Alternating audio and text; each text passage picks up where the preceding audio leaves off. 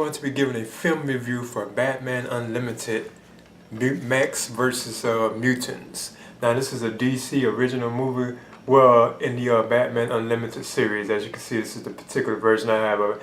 Now this time, it didn't come with like a figure or anything like they usually do, But this is like the third film in the Batman Unlimited like animated films. So yeah, right off and jump into my review right off the bat.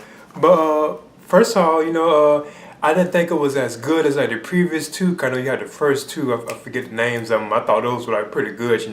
But this third film, it still was good. I would still recommend it. It holds its own. But I'm gonna go ahead and get into like the things that are going on. Well, first of all, you have like centers around the idea that Mr. Freeze, he teams up with like the Penguin, to like overthrow like Gotham City. But this time it's actually Mr. Freeze that's actually doing it. He creates like this like some kind of like this chemical that could turn like super villains into like huge like monsters, almost like Godzilla. Because he does it to like Killer Croc, he does it to like Bane, I think like Clayface. I think this one guy known as Kimmo too, and I'm not too familiar with that villain, known as Kimmo. He does it to all of them and turn them into like these supersized monsters, that terrorize like Gotham City.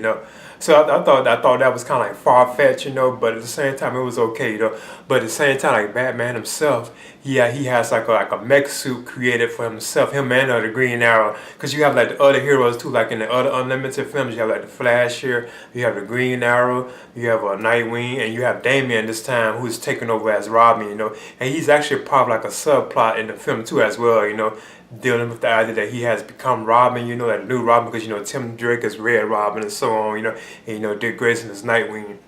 So that's part of like the other plot of the film. You have Damian Wayne becoming the new Robin, so they kind of touch on that throughout the film itself too as well, But yeah, like these huge, like this, basically like these like rogue villains are taking over Gotham City, and they're like huge, so Batman has to put on his mech suit, which is huge too, and the Green Arrow, Oliver Queen, he also has a mech suit too, and he also makes a joke in the film too about them both being like billionaires, and that's how they were able to actually make these mech suits.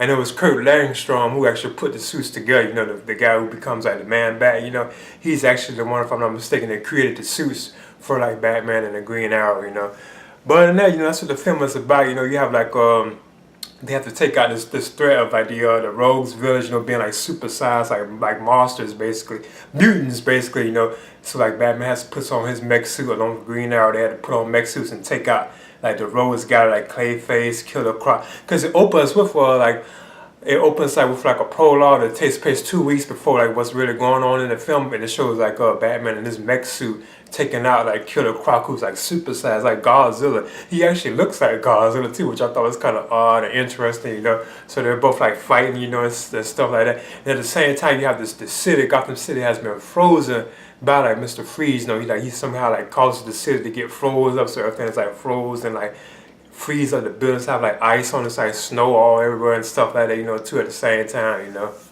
Now you have like the usual like heroes and like characters from like the previous like Batman Unlimited films. Like I know the first one was Unlimited, Batman Unlimited, Animal Instincts. Then they had I think it was Monster Mayhem. Yeah, because the first one really centered around like the Penguin, but they had like other villains like Killer Croc and Cheetah and stuff like that. Then the second one was Monster Mayhem, which kind of centered around the Joker as the main villain of the film.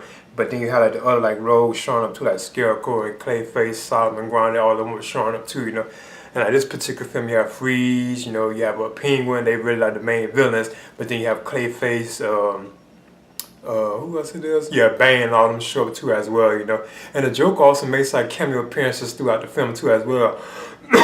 Now, other than that, you also have like appearances by like Gordon. He shows up again from every now and then.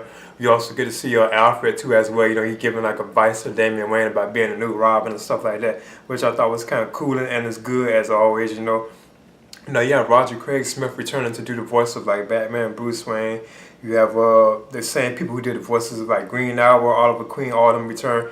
Killer Croc and all them. I don't want to touch on all them because there's so many of them, But other than that, overall, I thought this film, I thought this was, it was decent. If anything, it was just like real far fetched, 'cause they have these huge like monsters walking around Gotham City, and like Batman has always kind of really been like reality based. He don't really have like super like type threats or like super things. I mean, it kind of comes in on the occasion, like when Superman's around and stuff like that.